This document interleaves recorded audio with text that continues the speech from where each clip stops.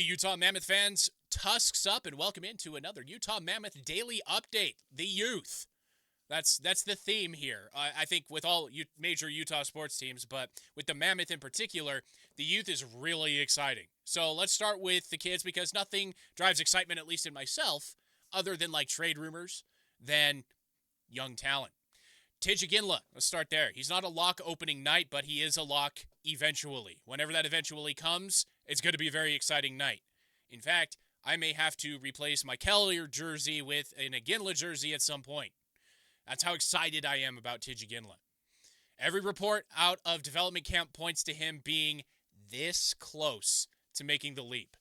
Even if he starts down in the juniors or the AHL, ECHL, wherever, the buzz is real.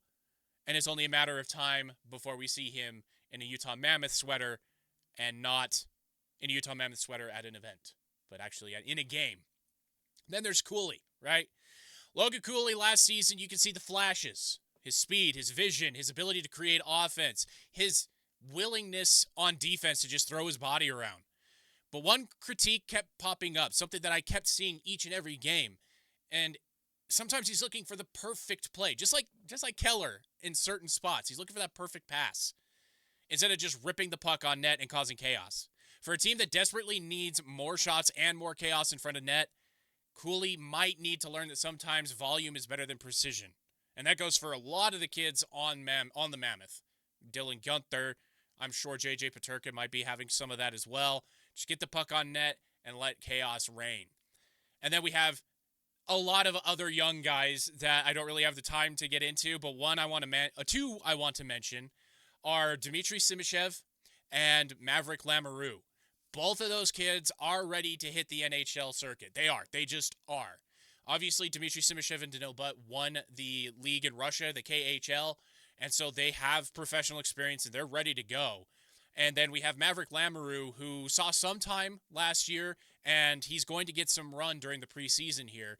I think he can push guys like Ian Cole, Olli Mata, Juuso Valimaki, one of my favorite guys, for playing time, and then those guys could be surplus to requirements and be traded. So the youth movement is real. I'm very excited about it, and I can't wait to see these young guys hit the league. I'm sure Bill Armstrong and Andre Tourigny are in the same boat as me. Now, let's talk about the NHL.com releasing their goalie pairing rankings for the season. Utah did not get ranked among the top half of the league, and I think that has more to do with what's going on behind Veggie than with Veggie himself. So, goalies always stir a debate, and this week the rankings came out across the league.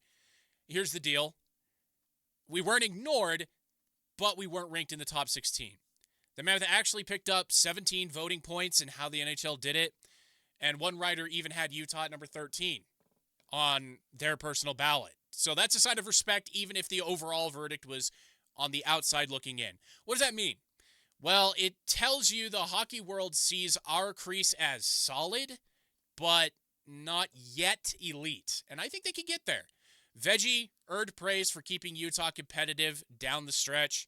And then the signing of Vitek Vanacek, meanwhile, he did have his struggles last year. He did. I think he only won one game in regulation. But he had a really good year before that with the Devils. So he's got the ability to bounce back and even push for extra games and have Veggie be more fresh. Because towards the end of that Ironman run with Veggie, there was a steady decline in his performance.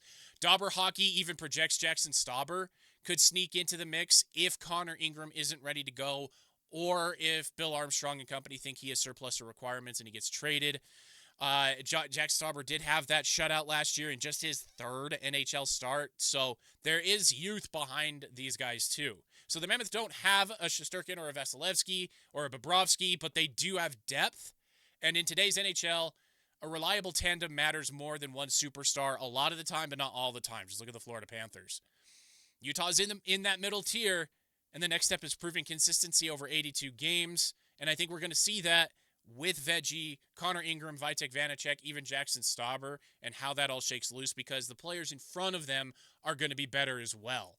And so I'm just excited for this season. I don't know if you guys could tell, but I'm excited for this season. So let's talk more about the youth because this is a very youthful episode. Let's talk about the defensive depth. There's some battles behind Sergei Marino and Dursey.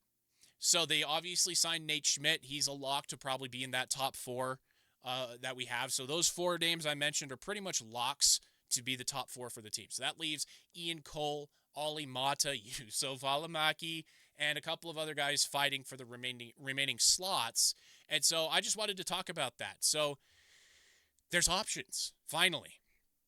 Sergei's the rock. That's a given. But behind him, things get interesting. Nate Schmidt brings veteran stability and a scoring punch that wasn't really there last year from the Blue Liners. Scott Perunovich was added as well. He adds puck movement, offensive upside. You still got, Valimaki and others, even, somebody that might not bring up a lot. But I think the big problem in year one is they lean too heavily on Sergei and Mata. I think those two played way too many minutes, and Sergei almost played the most minutes of any non-goalie in the league. He was in the top 5, I think. So they lean too heavily on two. So this season, there are real training camp battles happening on the blue line. So who's going to crack the top 4 even? Who's gonna play better than a Nate Schmidt? Who's going to play better than a Sean Dursey? Who's stuck as the 7th defenseman and gets ferried between the AHL and the NHL? And could that surplus even be leveraged for a trade? Keep an eye on the back end because it's a strength we haven't seen for a long time, whether this team was the Arizona Coyotes or the Utah Mammoth. So let's keep our eyes peeled on that and look out for Maverick Lamoureux and Dmitry Simashev. Those two guys are chomping at the bit to get it to the big leagues, and I think they're ready for it. All right, now free agent fits, youth, and improvement are key for this training camp and preseason. So let's close with that. Preseason is right around the corner. We're like a couple of weeks away. You can feel the chill in the air. Not really. In Utah, you can't feel that chill, but the chill in the air is coming. There's ice being made for the rink, and it's more than just tune-ups. So here's the checklist for us heading into training camp and preseason. Chemistry. Do the regulars, Clayton Keller, Dylan Gunther, Logan Cooley, mesh well with J.J. Peterka, Nate Schmidt, and Scott Perunovich? Second, Logan Cooley's shot volume. We just talked about it. No more waiting for perfect plays. Get those pucks on the net. Third, the crease. Does Vanecek steal a start or two from Veggie?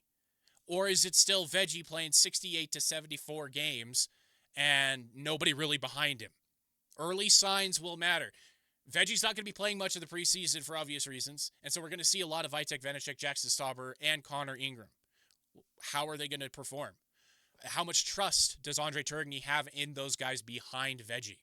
And finally, the bottom 6. New faces like Brandon Tanev, they bring energy and veteran leadership, but the question is how quickly they mesh with the young guys that could be coming up. Guys like Tijja Ginla, maybe even Cole Bedoin. Let's talk about, Daniil Butt. Do those guys make it into the big league, and can they mesh with the veterans? Wins and losses in preseason don't matter. We know that in every sport. But if you watch for those 4 storylines, you'll have a great read, as will I, on where this team is headed into year 2. So that is the Utah Mammoth Daily update for today. I'll see you guys tomorrow.